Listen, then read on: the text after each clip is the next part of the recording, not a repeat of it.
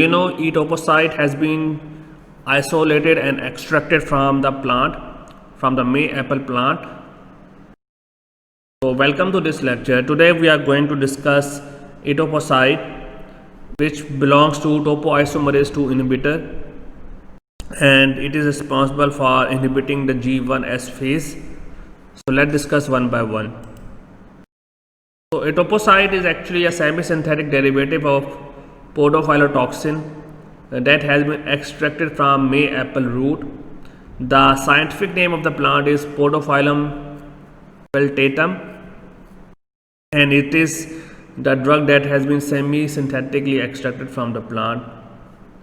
So when we talk about its formulation, it has been available in two forms. One is intravenous form and the second one is the oral formulation, which has been approved in the United States, but the bioavailability of the drug is poor. Only 50% is about available. So it means when the bioavailability of the drug is low, the drug oral dose will be high required, as mentioned here, requiring the oral dose to be twice that as compared to intravenous route. So that's the main thing. Intravenous route, we do not need much dose, but in terms of oral bioavailability, because when we talk about bioavailability and especially oral bioavailability, the liver metabolism is very important, and the drug has been metabolized into inactive form, and if the drug metabolizes into inactive form, then the efficacy of the drug will be reduced, and that's why the drug quantity, or in simple word, the dose of the drug need to be given more as compared to the intravenous route. Then up to 30 and 50% of the drugs excreted in urine, and dose reduction is required with patient having renal dysfunction. Please keep in mind this thing, that not only this drug, but even whenever you need to start the therapy to any patient, you need to ask the patient renal condition. You need to ask him either in the form of whether patient having previously any disease, renal disease. If patient has renal disease, then you need to adjust a dose. You need to ask to check the creatinine level. Creatinine level is an important biomarker to identify the current status of the kidney, and if patient having renal dysfunction, then the dose reduction is required. So this is not only for etoposide, but there are many other drugs that having same issues, because obviously kidney functions are very important for normal physiological processes. Let's discuss mechanism of action. And when we talk about mechanism of action, it inhibits the DNA enzyme topoisomerase 2, as it is under classification of topoisomerase. So the name indicates it inhibiting topoisomerase 2, which is the enzyme, which is the DNA enzyme. And they are also cell cycle specific, as mentioned before, that G1 and S phase. And topoisomerase 2 function is actually to help the DNA repair and replication. So obviously when topoisomerase 2, which has the function to repair the DNA, and replication stops, then the whole process will be stopped. And when we see this picture,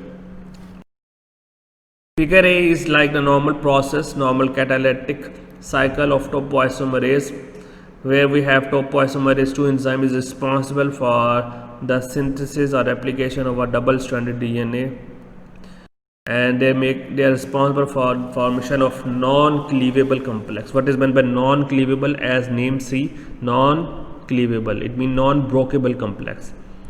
And then the transient cleavage, which can be brokenable, and then again the double strand double DNA. So that's a normal cycle, that explaining that the cleavage and non-cleavage cycle of the topoisomerase, and the use of the topoisomerase 2 for the replication. What etoposide is doing is that the etoposide is acting on this cleavage section, and because of the binding of the drug with DNA, it make a persistent cleavage complex. What is meant by cleavable? Cleavable means broke or break. So what happened, that the drug when act on it, it is then now cleavable, whereas under normal circumstances when etoposide is there, it is not cleavable. So that's this key point. This point is very important. So they are responsible for persistent cleavable complex that can be cleavable, and then the double strand break in DNA. So what happened, and when it is cleavable, it will break down the strand. We mentioned here that etoposide leads to double strand breaks in DNA. So that's actually the process that's going to be happen. I will show you one video regarding that as well later on. When we talk about the clinical uses, it is used for non-small cell and small cell lung cancer. It is also used for the non-Hodgkin lymphoma. It is also used for gastric cancer. For testicular cancer, it is used in combination with cisplatin, with etoposide and bleomycin. As we discussed before in our previous lecture, in bleomycin, it is used in the combination. As we know that most of the therapy are used in combination, so it is also used in combination. As rarely we found any drug used individually. That please keep in mind that almost all the drugs has been used in combination. Toxicity consists of nausea, vomiting, hypotension, alopecia, and myelosuppression. We already discussed the meanings of them individually in our previous lectures, so I'm not going to repeat that. The drugs that has been available commercially is Lestat, 50 milligram per capsules. Then we have Eposin. Then this article I found online, but before that I need to inform you that the drugs commercial names or the drug label that have been mentioned, they are present commercially in the market, and these drugs, the name of these drugs has been given to you because they are available in Malaysia. So sometime you need to be aware of the commercial names and the generic names. So that is the reason for why I put these slides, but I'm not going to discuss in detail more. It needs a separate topic to discuss. This article I found very interesting when we talk about second malignant neoplasm and cause of death in patient with germ cell cancer. Let me open this and then we will discuss.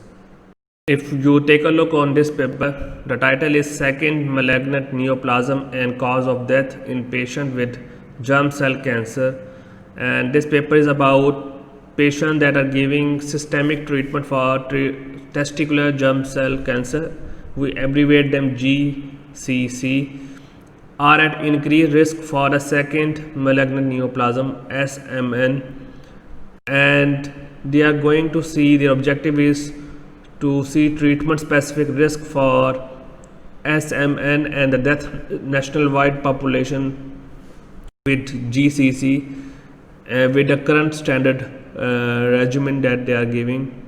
And they had designed this experiment with 5190 men with GCC who enter in the Danish Testicular Center database from 1984 and December 31, 2007, and the treatment results were compared with random sample age stratified population based control group. And the main we are going to observe in on cases of gonadal and extragonadal primary were included as national-wide cohort study. And the study was the experiment or the treatment was retroperitoneal therapy, abbreviated as RT, then the combination of drug bleomycin, etoposide and cisplatin. So they are using this combination for BEP, and we already discussed before that bleomycin and etoposide and cisplatin has been used in combination for the cancer, especially for the germ cell cancer. And then they compare more than one line of treatments, MTOL they abbreviated. But the results they talking about is that they found no increased risk of second malignant neoplasm or death and who undergoing surveillance only. But the point is that they're talking about the risk of second malignant neoplasm and death is because of sometime that increase due to use of this combination therapy BEP, bleomycin, etoposide, and cisplatin alone, or sometimes the treatment only with retroperitoneal therapy. So the third one, MT oval, which is more than one line of therapy. So they're talking about that there is an increased risk of death due to second malignant neoplasm because either the therapy has been given as alone, the combination therapy, or individually the therapy given as retroperitoneal, or more than one line of therapy. So if they need to see the survival rate, the individual combination therapy or retroperitoneal therapy or more than one line of treatments is not successful in patients that are having second malignant neoplasm. And when I see this paper and I see the results and discussion is interesting. They are talking some important risk factors. I'm going to show and explain few of them. They are talking about more surveillance, and they mentioned that present study show that a patient on surveillance are at no risk of SMN when followed a program included 5 CT scan. So they are more focused on the surveillance than talking about the 5 CT scan, and they're talking about reduced mortality in surveillance. Patient could be owing to high awareness of healthy lifestyle and early medical consultation in new cases, in new symptoms, or high socio-economic status. So they are more talking about to avoid the therapy, especially BEP or retroperitoneal therapy alone, or more than one line of treatment, and they are more focused on the surveillance and lifestyle, especially healthy lifestyle and medical consultation for the new symptoms that has been appeared. They're talking about that treatment with BEP having increased risk of smoking related malignancies like lung, bladder, and esophagus.